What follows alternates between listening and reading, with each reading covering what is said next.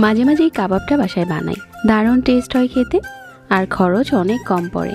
প্যানে পরিমাণ মতো তেল দিয়ে পেঁয়াজ কুচি দিলাম আর অল্প কিছু মুরগির মাংস দিয়েছি এখানে গোলমরিচ আর লাল মরিচ দিয়ে মাখিয়ে।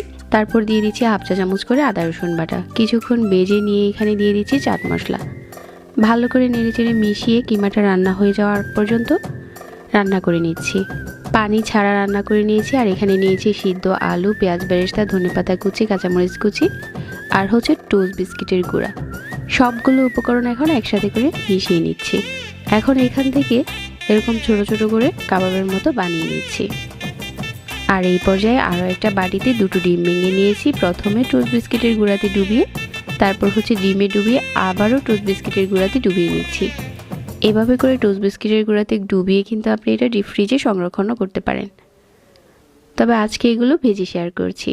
মিডিয়াম আঁচে তেল গরম করে নিয়েছি আর গরম তেলের উপরে দিয়ে লাল করে ভেজে নিয়েছি।